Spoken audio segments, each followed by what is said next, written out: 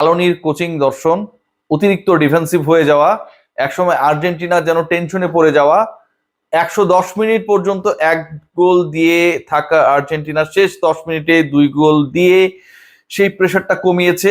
অনেক ধরনের ডিসকাশনের পয়েন্ট হচ্ছে, তবে সব ডিসকাশনে যাবো ডেফিনেটলি। দুটা পয়েন্ট আপনাদের সাথে আগে শেয়ার করে নেই। 1 নম্বর পয়েন্ট, বিশ্বকাপে সেমিফাইনালে যতবারই আর্জেন্টিনা গিয়েছে এখন পর্যন্ত কখনোই হারে নাই।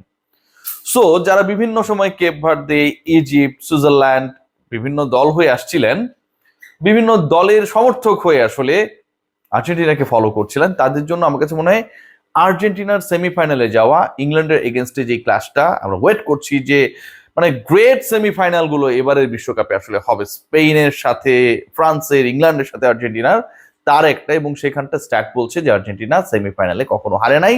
সো কনফিডেন্সের জায়গায়, স্ট্যাটিস্টিক্যাল জায়গা থেকে তারা এগিয়ে থাকবে। নাম্বার 2, লিওনেল মেসি তার এন্টায়ার ক্যারিয়ারে মর্তের সেরা ফুটবলার, ইংল্যান্ডের বিপক্ষে বিশ্বকাপে কখনো খেলে নাই। So it's going to be a very exciting semifinal, যেখানটায় আর্জেন্টিনা তাদের সেই স্ট্যাটটাকে ঠিক রাখার চেষ্টা করবে। 1986 বিশ্বকাপের স্মৃতিকে ইংল্যান্ড আর্জেন্টিনা আরেকবার ফিরিয়ে আনার চেষ্টা করবে। দুই দেশের মধ্যে ফকল্যান্ড আইল্যান্ডকে কেন্দ্র করে যে ধরনের উত্তেজনা একটা সময় ছিল, সেটা আবার নতুন রূপ পাবে এবং আর্জেন্টিনা আরো একবার ফাইনালে যাবার পণ করে নামবে। আজকে স্বস্তির দিক কোথায়, কোন জায়গাটা আসলে সবচেয়ে বড় তৃপ্তির জায়গা ছিল? শুরুটা যদি করি, যে আজকে প্রথম 10 মিনিটেই আর্জেন্টিনা লিড পেল, লিওনেল মেসি এগেইন তার ক্রস ঠিক বললে ঠিক হবে না, যে তিনি কর্নার নিলেন এবং সেখান থেকে ম্যাক অ্যালিস্টারের অসাধারণ হেডার। 10 মিনিটের মধ্যে সুইজারল্যান্ডের বিপক্ষে এগিয়ে গেল আর্জেন্টিনা। যারা খেলাটা সকালে উঠে দেখছিলাম, 10 মিনিটের মধ্যে যখন আর্জেন্টিনা এগিয়ে গেল, সবার মানে ভাবনার মধ্যে কি ছিল? To be very honest, all were expecting যে অন্তত 3-1, 3-0, মানে মেইন টাইমের মধ্যে, I am not talking about the extra time, 90 মিনিটের মধ্যে হয়তো এরকম একটা মার্জিনে আর্জেন্টিনা জিতে যাবে। বাট সেই খেলাটা কোথায় গিয়ে ঠেকলো শেষ পর্যন্ত? 45 মিনিটস পর্যন্ত আমরা 1-0 এগিয়ে থাকা এবং পরবর্তী সময়ে আর্জেন্টিনা গোল রিসিভ করলো, যেই আর্জেন্টিনাকে কেন্দ্র করে মনে করা হচ্ছিল যারা 10 মিনিটে গোল করেছে এবং এবারের বিশ্বকাপে সেটা আর্জেন্টিনার ফাস্টেস্ট গোল। কোয়ার্টার ফাইনালে গিয়ে আর্জেন্টিনা তাদের ফাস্টেস্ট গোলটা স্কোর করলো। তার পরবর্তী সময় পুরো দলটা একদম shaky, super defensive, no creativity, no attack. 10 মিনিটে প্রথম গোল পাওয়া আর্জেন্টিনা 110 মিনিট পর্যন্ত ওই এক গোলেই থাকলো। 10 জনের পরিণত, এমবোলো লাল কার্ড দেখে তার নাটক নিয়ে আলোচনা হবে। মাঠ ছাড়ার পরে সুইজারল্যান্ড 10 জনে পরিণত হবার পরেও আর্জেন্টিনা গোলের দেখা পেল না। Definitely it's a matter of tensed.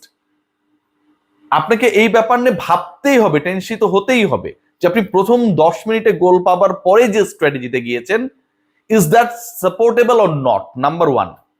Number 2, আপনি পরের আরো 100 মিনিটে কোনো গোল পেলেন না, যেখানে একটা সিগনিফিক্যান্ট নাম্বার অফ টাইম প্রতিপক্ষ Switzerland, they had only 10 footballer, 1 down, they were only defending that time. আপনি কোনো স্কোর করতে পারলেন না। এরপরে আসলে স্বস্তিতে আসে, মানে আর্জেন্টিনার ম্যাচ মানে কি, আপনার লাস্ট 10-11 মিনিটসে আপনি একটা আরাম পাবেন। সারাক্ষণ টেনশন নিয়ে থাকবেন, শেষে গিয়ে ওই আরামটা পাবেন। লাস্ট 10 মিনিটসের আরামটা কোথায় গেল? Lionel Messi again in attack, match চলছে এক্সট্রা টাইমে, 111তম মিনিট, লিওনেল মেসি কিক করলেন, বল ফিরিয়ে দিলেন সুইস গোলকিপার। সেই বলটা ফিরিয়ে দেওয়ার পর একটা পাস হয়ে জুলিয়ান আলভারেজের পায়ে, এবং জুলিয়ান আলভারেজ এবারের ওয়ার্ল্ড কাপে এখন পর্যন্ত স্কোর করেন নাই। যেই আলভারেজকে নিয়ে অনেক প্রত্যাশা, যে আলভারেজকে নিয়ে অনেক স্বপ্ন, যে পরিণত আলভারেজ, 22-এর আলভারেজ যদি ডেঞ্জারাস হয়ে থাকে, যখন তার প্রতি এক্সপেকটেশন ছিল না, 26-এর আলভারেজ তো আরো পরিণত, ক্লাব ফুটবল মাতিয়ে আসা আলভারেজ। সেই আলভারেজ এবারে বিশ্বকাপে প্রথম গোলটা, দ্য ওয়ে হি স্ট্রাইক, যেভাবে যে স্টাইলে তিনি গোলটা করলেন, আমার কাছে মনে হয় যে প্রথমটা এমনই হওয়া উচিত ছিল। ধারাভাষ্য কক্ষ থেকে বলা হচ্ছিল যে আলভারেজের এই গোল অন্তত আরো 1 দশক পর্যন্ত আলোচনায় থাকবে। প্রায় 20 মিটার দূর থেকে বল কিক করলেন, সুইং হয়ে গোলকিপারকে বিট করে নেট করলো, আর্জেন্টিনা 2-1 এগিয়ে গেল। খেলার বাকি তখনও আর প্রায় 12 থেকে 13 মিনিট সব মিলিয়ে। বিশাল তৃপ্তি। আলভারেজ স্কোর করতে পারে নাই আগের 5 ম্যাচ পর্যন্ত, সেই আলভারেজ গোল করলেন। মেসি গোল করছেন কিন্তু আলভারেজরা গোল পাচ্ছেন না, সেই জায়গায় যেন সেই সকল প্রশ্নের উত্তর এই গোলটা দিয়ে দিল ইনস্টায়। বাকি থাকলো কে? লিওনেল মেসি না, তিনি অ্যাসিস্ট করেছেন, আজকে তিনি গোল করবেন না। ইংল্যান্ডের জন্য জমিয়ে রেখেছিলেন মেসি, আর ইংল্যান্ডের জন্য প্রিপারেশনটা আজকে ভালোভাবেই নিলেন আলভারেজের পরে লটারো মার্টিনেজ। ম্যাচ যখন একদম শেষের মুহূর্তে 2-3 মিনিট বাকি, লটারো 121 মিনিটে গিয়ে এবারের বিশ্বকাপে তার সেকেন্ড গোল করলেন, আজকের ম্যাচের থার্ড গোল।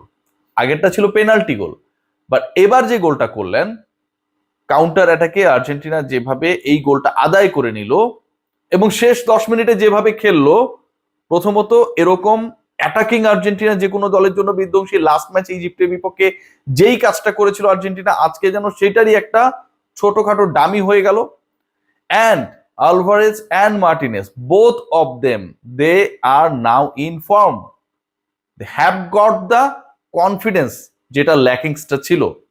আর্জেন্টিনা লিওনেল মেসি গোল না পাবার কারণে যতটুকু মন খারাপ, তার থেকে লিওনেল মেসি গোল না পেলেও Alvarez Martinez they are ready to score, এই তৃপ্তি, এই ভাবনা, এই শান্তিতে আমার কাছে মনে হয় they are more than happy, and it was very much needed. McAllister, Alvarez and মার্টিনেজের 3 গোল আজকে আমার কাছে মনে হয় যে was very much needed for Argentina. But যেই সময় আর্জেন্টিনা গোলগুলো করেছে, এক্সট্রা টাইমে খেলাটা চলে গেছে, that was not convincing, expected. এটাকে সাপোর্ট করার কোনো সুযোগ নেই। The way Lionel Scaloni actually think and the philosophy after scoring the first গোল, এটা কোনোভাবে সাপোর্টেবল না। নাটক অনেক হয়েছে, নাটক করতে গিয়েই ইনফ্যাক্ট লাল কার্ড দেখেছেন, এবং সেই লাল কার্ডের কারণে একটা সময় সুইজারল্যান্ড 10 জনের পরিণত হয়েছিল। এই 10 জনের এগেনস্ট আর্জেন্টিনা কি করতে পারে সেটাই করেছে, যা 11 জনের বিরুদ্ধেও তারা করেছিল। ওইখানটায় আমরা কোনো এক্সট্রা কোনো কিছু দেখতে পারি নাই। আলভারেজ মার্টিনেজের গোলের পাশাপাশি you have to praise Emi Martinez. আজকে যেভাবে কিপিং করেছে লাস্ট 5 গেমসে যদি দেখেন, দ্যাট মনে হচ্ছিল যে মানে তিনি কেন যেন শেকি, তার বডি চলছে না, রিফ্লেক্স প্রপার না।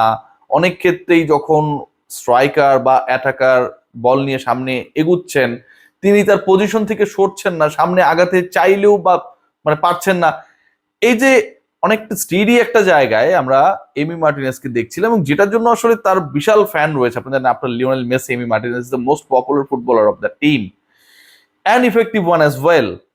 সেই এমি মার্টিনেজ যেন আবার 2022-কে ফিরিয়ে আনলেন 26-এ। আজকে the way he kept, that was really fabulous. And আমার কাছে মনে হয় অন্তত 3টা ভালো সেভ করেছেন, যেখান থেকে একটা হলেও গোল হতে পারতো। And if that happened, Argentina could be in great trouble. Argentina finally to semifinal. আর্জেন্টিনার এই সেমিফাইনালটা আবারও বলবো, এটা একটা বিশেষ ব্যাপার, কারণ কখনোই আর্জেন্টিনা সেমিতে হারে না। কখনোই ইংল্যান্ডের বিপক্ষে লিওনেল মেসি খেলেন নাই। সো কখনোই সেমিতে না হারা আর্জেন্টিনা লিওনেল মেসির অধিনায়কত্বে এবার কি করে সেটা দেখার অপেক্ষায়। 8 গোলের লিওনেল মেসি অবশেষে তার টানা 5 ম্যাচে গোল স্কোর করার পরে থামলেন।